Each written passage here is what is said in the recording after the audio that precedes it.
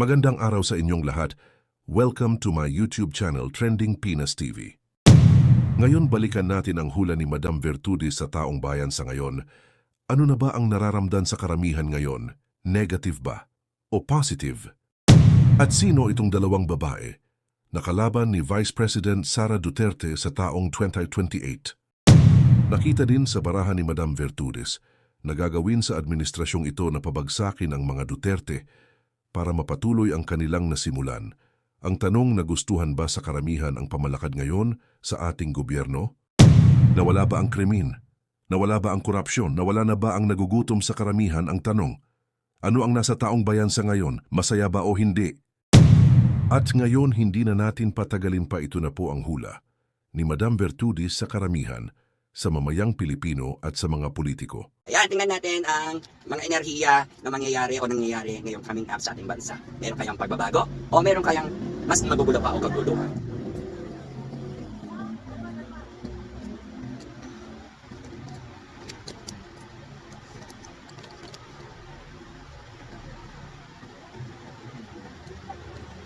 Okay, alam ko na naguguluhan na kayo, galit na kayo, mga taong bayan, mga Pilipino, dahil sa mga pangyayari at nangyayari. Dahil sobrang sakit na nang nararamdaman at galit, sakit sa puso, mga damdamin nyo o bugso, lahat niyan ng nararamdaman nyo ay higher energy talaga ngayon. No?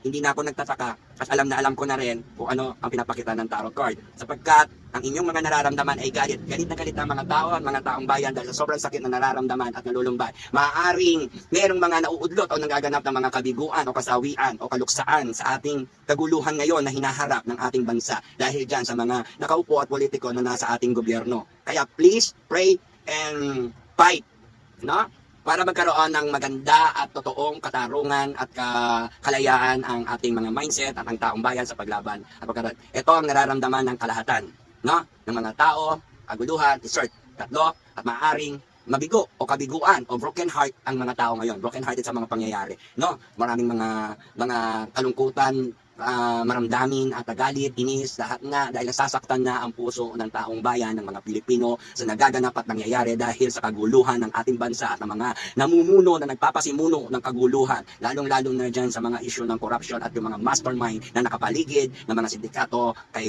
President Bongbong Marcos na maaaring magkaroon ng kabiguan at katikisan ang mga Pilipino, no? Kaya hanggang kailan magtitiis ang taong bayan at ang mga Pilipino na nanganganib na rin ang ating bansa. Alam nyo kung bakit? Kung mapapansin nyo, merong ICI, yan, di ba? Magiging issue yung ICI, ngunit yan ay likha ng hindi magandang sign ang ICI. Dahil yan ay nakakabit sa salita o sa letra din na tatlo doon sa ICC. Kumbaga, kung kukonektahin yan, konektado yan sa ICC. No, kaya magsisisi talaga ang mga taong bayan once na nagkaroon at hindi maganda ang pamamalakad ng ICI kasi sila lang din ang nakakaalam. Parang ICC din yan. Gusto nyo ba mangyari sa atin o nangyayari na nga na magiging batas ng Pilipinas ay ICC?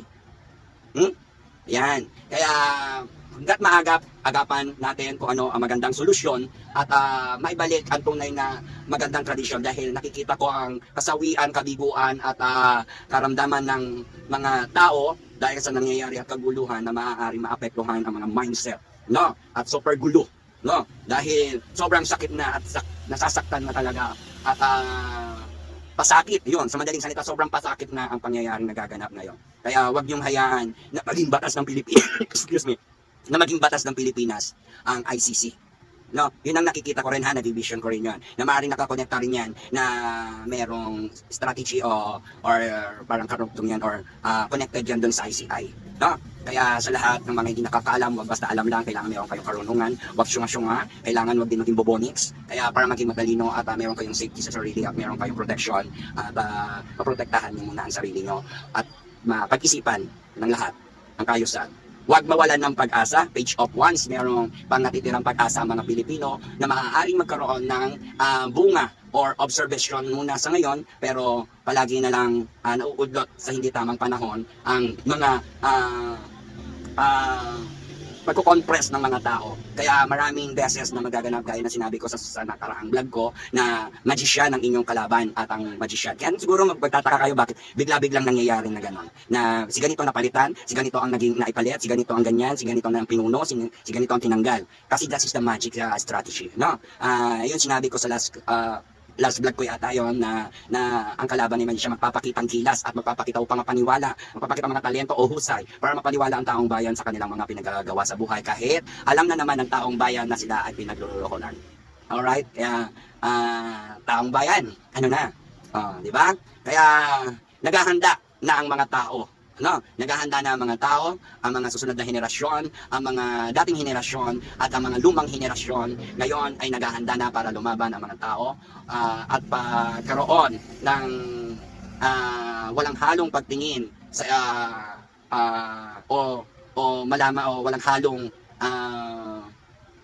o straightforward na pag-iisip para hindi sila mabulagan o makita nila ang totoong nangyayari sa ating bansa. Kaya ang mga tao ngayon ay naghahanda. Gaya na rin pa rin ang sinabi ko, mayroong big revolution na mangyayari. Kasi sobrang galit na. At this time talagang kailangan na mangyari na mayroong magaganap talaga at kaguluhan natin mga kakilakilabot ang mangyayari sa susunod na is coming. The number of 3 and 13 and 4 sa ating numerong tinatapakan ng mga day at numerology na nakakapekto sa mindset ng tao na magaganap ng October 12 to 30, puro 3-3 numbers yan. At 21, ayan, mga ganyan, 12, 13, whatever, meron talagang magaganap na big compression o compress ng mga tao na magre-rebelde na talaga ang mga dating rebelde laban sa mga taong lumalaban din ng parehas. Ano? Kawawa ang Pilipinas kung sakasakalin hindi may pagtanggol ng mga lahi ng Pilipino. No? At ang magiging alipin na ng kapwa Pilipino o ng ibang bansang banyaga ang mga Pilipino. Maaaring mawala na rin ang Pilipinas o mabura na at ibang maghari. Gusto nyo yun? Ganyan ang mangyayari sa ating bansang Pilipinas kung hindi maagapan at pagpapatuloy pa ang mga pagpapahayaan o hinahayaan na ipagpatuloy ng mga korupsyon ng mga namamalakad ng mali sa ating gobyerno. Kaya suportahan natin ang mga taong tagapagtanggol natin sa katotohanan at makamit natin ang kalayaan at kapayapaan ng bawat isa ng lahat ng mga Pilipino at ng buong bansa na maibalik muli ang kaban ng bayan sapagkat ang kaban ng bayan ay wala na. Ubos na. Panibagong pagkukunan ang strategy. Alam nyo na parang ang kalaban ng mga Duterte, ABS, Marcos ay napakatagal na episode yan. Within 6 years pa yan matatapos kung talagang hindi yan maaagapan. Pero in this year, kung ito at hindi matapos ang taon na to at mapalitan ng ating Pangulo, ay merong pag-asa ang bawat Pilipino. Gaya ng sabi ko sa inyo, sa mga nakaraan natutuldukan din ang mga kasamaan na yan. Kaya meron ako ibabahagi sa inyo na meron kasing nag-chat sa akin na about daw kay Sir Remulla na tatakbo ombudsman. Okay, kung totoo man yan, titignan pa rin natin. Pero meron kayong malalaman kung bakit ginawa nila yan or nangyayari sa kanila yan. Panoorin niyo yan sa susunod ko na vlog kay Sir Boying Remulla. Ha? Okay? So ayan yung naghahanda ang mga tao para lumaban at walang pag-asa dahil sa sakit. So ayan yung nangingibabaw na enerhiya. So titingnan naman natin ngayon ang 7 card na maaaring nangyayari, magaganap at paparating. Alright.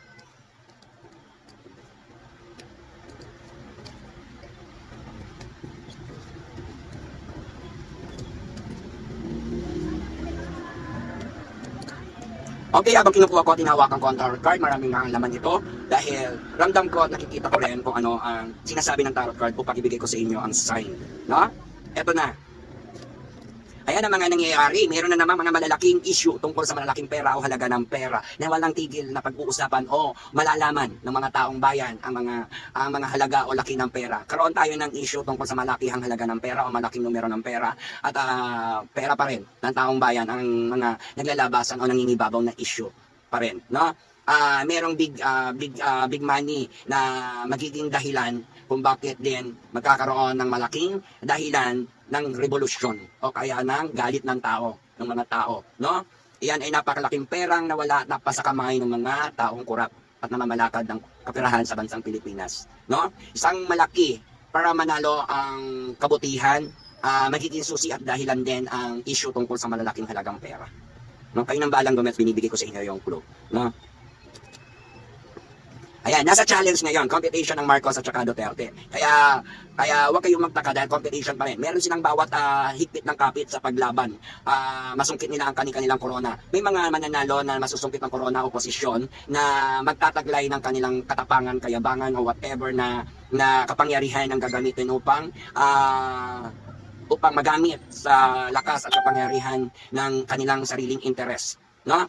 Kaya nasa competition ang Marcos at Duterte pero hindi pa yan natatapos dahil mahigpit ang kanilang mga labanan, no? At magaganda at pangit ang mga nangyayari sa labanan ng mga Marcos at Duterte line, no? O tinatawag natin. Kasi may mga makakasungkit or maipapanalo ang laban.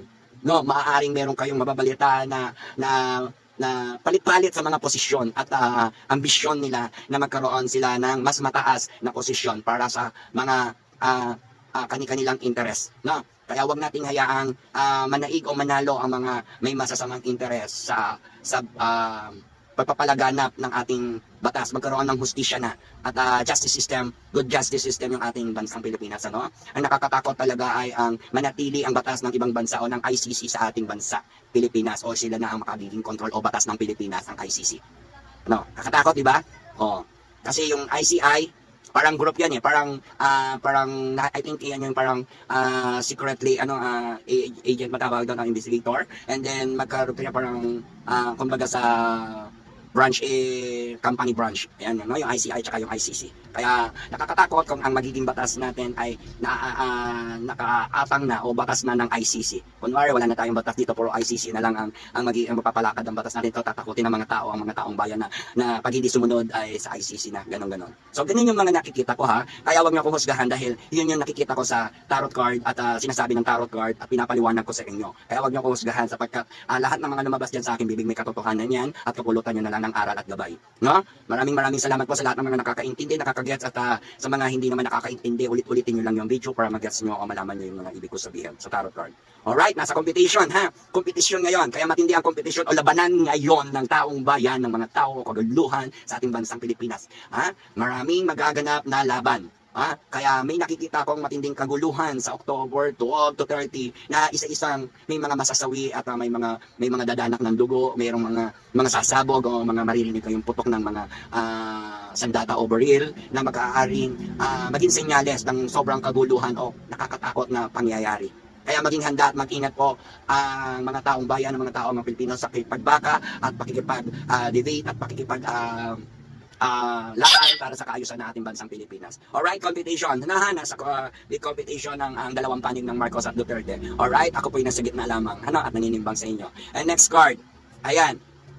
Kailangan natin maibalik ang tunay na pinagmulan ng problema ng mga flood control, no? Yung kalikasan, yung pagtatanim na tinanggali na ginawa nilang mining, no? At chinap-chap yung bundok na kailangan dapat ay nakakapigil sa mga bagay-bagay na maaaring makaapekto at maging dulot ng kabahaan. Alam niyo ba na maaaring magpalit-palit na o climate change yung ating object din, yung ating mga lugar-lugar? Kunwari, pakikitaan o sasabihan ko kayo na kunwari dati sa inyo hindi bumabaha, ngayon babaha. Tapos doon sa kunwari hindi tuyot, dati ngayon magiging tuyot. So magkakaroon ng pagbabago ang katayuan at kalagayan ng bawat parte ng lupa, langit at tubig.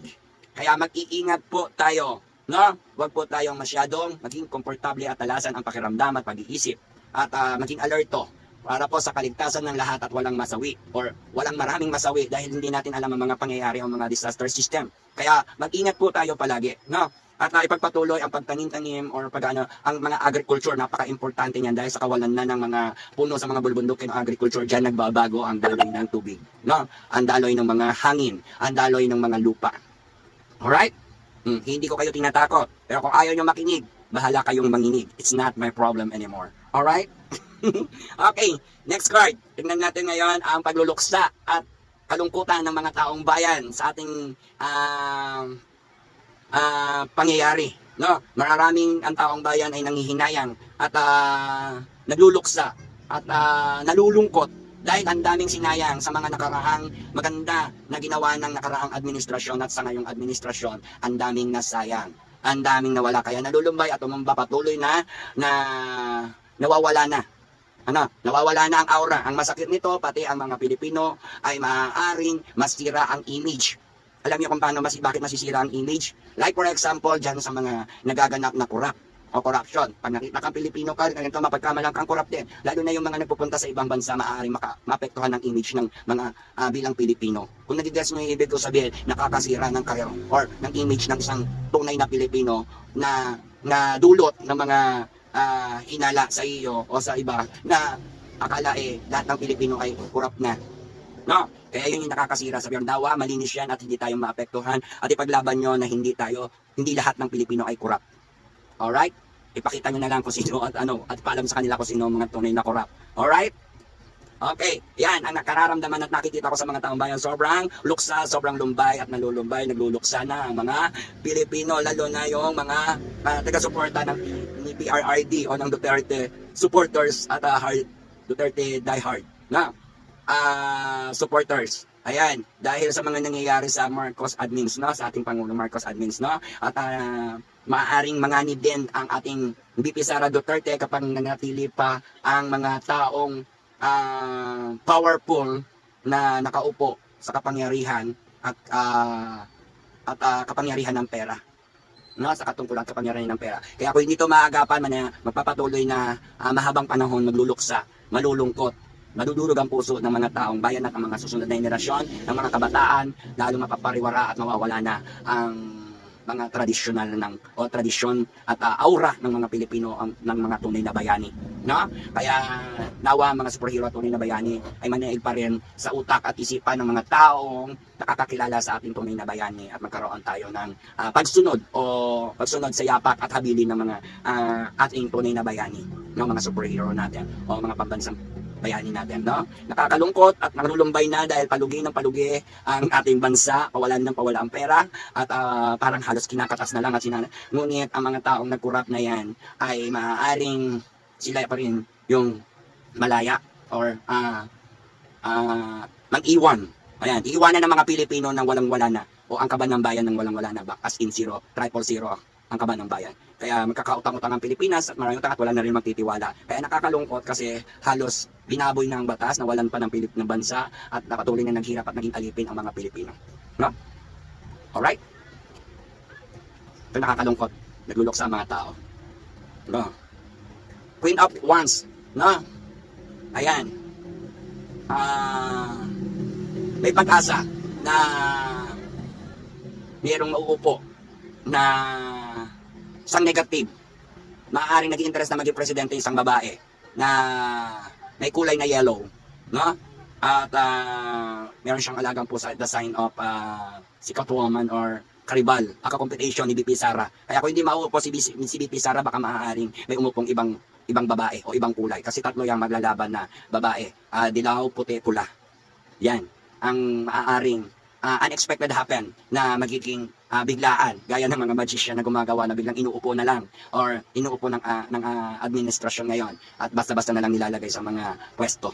Kaya malalaman niya may mga sorpresa yan, at mga unexpected, no? Kakaloka, no? Kaya dapat si BP Sara Duterte pa rin ang maupo. Dahil kapag hindi nakaupo si BP Sara until now and then, mahaba pa rin, hindi matatapos, no? Kaya mag-ingat ka, BP Sara Duterte, dahil nasa panganib ang iyong buhay at kapalaran at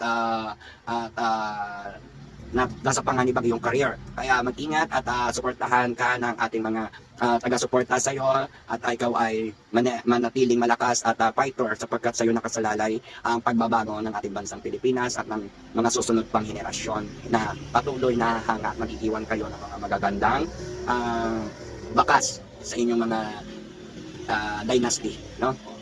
Ayan, sa good destiny rin ng mga future ng mga kabataan, ano? Okay. The pool. Isang syunga-syunga ang maaaring excitement at maharap sa pagsubok at matinding hulog sa bitag at haharap sa matinding pagsubok na para bang may nanakawan.